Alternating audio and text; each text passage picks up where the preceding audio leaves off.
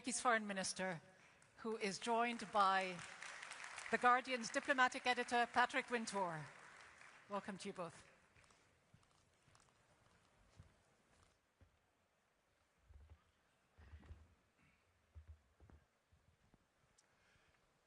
Hello, my name is Patrick Wintour from The Guardian.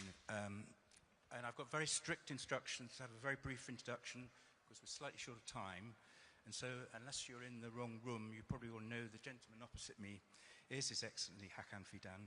He's the Foreign Minister of Turkey and has had a career leading Turkish intelligence and has had a career in the military. No impressive life story has been more brutally condensed than that. But I just wanted to start with a very vivid description I found you gave of Turkey's role in the world. And it was, for the last 20-something years, a ring of fire has formed around Turkey. Blood, tears, destruction, north, south, east, everywhere. And Turkey has continued to stand like a rose garden in the middle of it. So we're going to have to venture out of the rose garden, through the ring of fire, into some of the hotspots that Turkey is incredibly influential over, and we're going to have to do it at speed. And I thought we might start with the Rose of Damascus.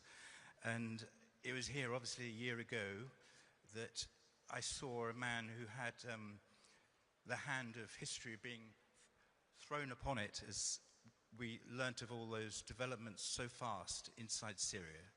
And I was just wondering if you could just look back and think about what was your greatest fear about what was going to happen inside Syria at that point, because everything was moving much more quickly than anyone expected.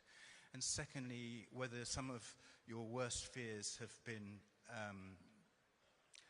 you've overcome those, and that actually the country is on the right course. Well, first of all, thank you very much. This is a very important question, and there is a lot to talk about Syria. I think before me, President Ahmed Ashara was here. I think he was giving the, some account of what happened, and he is a decision maker at the moment. I think he is in a better position to describe and answer certain things. However, from our perspective, you know, Syria has been a very important country for us. It's our neighbor, and we have 900 plus kilometers border with Syria, and whatever happens in Syria and Iraq immediately finds its effect in Turkey. So when the civil war started in Syria, it had huge effect in Turkey in terms of security, in terms of refugee crisis, economy, border problems, and everything else. But more importantly, Turkey is a big country. We can carry certain burdens, but the human tragedy and drama that was taking place in Syria was unbearable for us.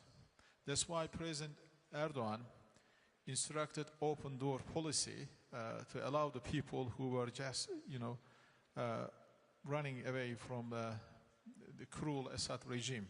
Millions of people, unfortunately, had to leave their homes and houses.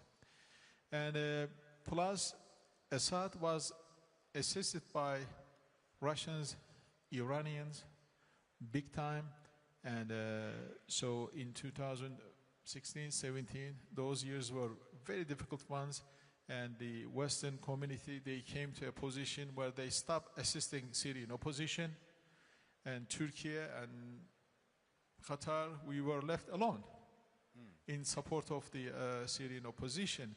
And because the Americans and the West, they were advised by some circles to help PKK instead of the Syrian opposition.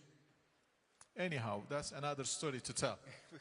But can I just, since we are on the PKK, can I ask you, what is your bottom line about how the SDF forces should integrate into the main Syrian army? Because there was an agreement in March, but it seems to have fallen by the wayside. I mean, is it sufficient for there to be units of the SDF to join the Syrian armed forces, or do you want individuals to join and to join as individuals?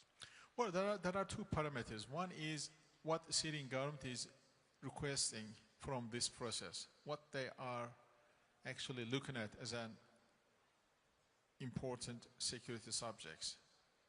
And the second thing is what Türkiye sees as a proper process in terms of addressing its own security and threat assessment. Right now, we've been very consistent and insisting on describing what we want from SDF. Similarly, for the last 1 year, the Syrian government in Damascus, they are telling the SDF what they want. So for us, for instance, a couple things are very much important. SDF and Syrian government can have their own agreement because Syrian government is a sovereign government, they can have their own government. But we know that SDF, being a part of PKK, they have certain elements inside SDF who are actually solely positioned to fight against Turkey. So just to start, we want non-Syrian elements from SDF. The elements from Iraq, Iran, and Turkey should immediately leave. Should immediately leave. So that will be a good start. The second thing is all the capacity and the units which have been positioned against Turkey's interests and security should be abolished. So this is basically what we want. But they have bigger and more technical discussions with the Damascus because it is not an easy process to complete an integration of 50,000-60,000 strong armored units into a newly born army. I think this process should be conducted in good faith. They should look for the common perspective and common future. If SDF is only looking at a procedural, a symbolic process that would give the image to the entire rest of the world that they are actually engaging with integration process, in reality, they are not taking any significant steps, that will be misleading. So that's why we need a genuine engagement from both sides. And very briefly, do you think the PKK leader with whom you're having discussions, Abdullah Öcalan, can be a force for an agreement, or do you think that he is actually prevaricating? Do you think that he can play a role in trying to bring an agreement together between Turkey and yourself? I think he can play a role. He can play a role. You know, when I was chief of intelligence between 2009 and 2013, you know, I did engage with PKK leadership in having talks and trying to reach a certain point. We came very close to reaching an understanding. Actually, we reached an understanding, but later on it was abandoned by PKK because of Syria. At that time, Abdullah Öcalan was not very much effective in stopping PKK from turning away from the agreed agreement. We are not sure. If we look at the past can repeat itself again because of exactly Syria. So that's why Syria is very critical. I believe that he can play a role. Okay. I don't know if he wants to play or he can have leverage. Right.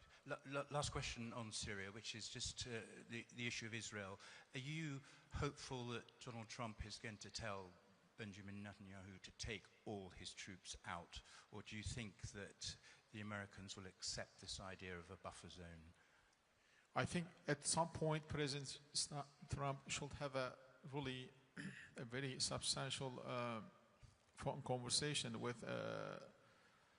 Netanyahu, because otherwise, you know, the Gaza peace plan was pioneered and owned by the Trump administration.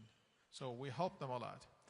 But if they don't intervene, I'm afraid that there is a risk of the plan that can fail, because the amount of daily violations of the ceasefire by the Israelis, undescribable at the moment, and all the indicators are showing that there is a huge risk of stopping the process at the moment. That's why we need to get the President Trump.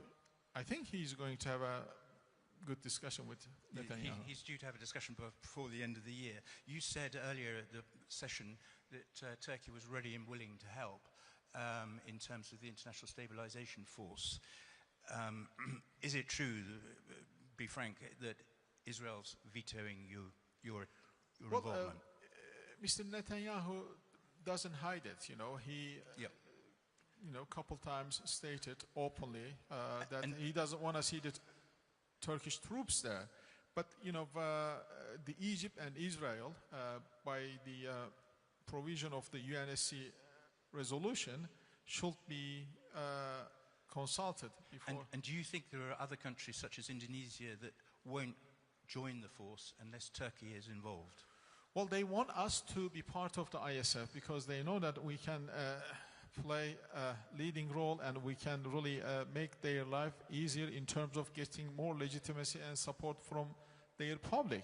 And Indonesia, Azerbaijan, and some other Muslim and Arab countries that we are working closely, and this is what they want to see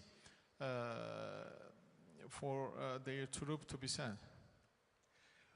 When you said earlier that you thought the task of the ISF needed to focus on the issue of the divide between Israel and basically along the yellow line, what do you mean? What do you think the first thing the ISF should do? It feels like you're saying that disarmament is not the first priority. Well, as I was telling, we have to be very much realistic. I mean, what we need first and foremost is the stop war between Palestinians and the Israelis. And that's why we need ISF to separate Israelis and Palestinians on the borderline, not to let them each other to attack. So this is what we see as the primary way to stop the war, or not to allow the war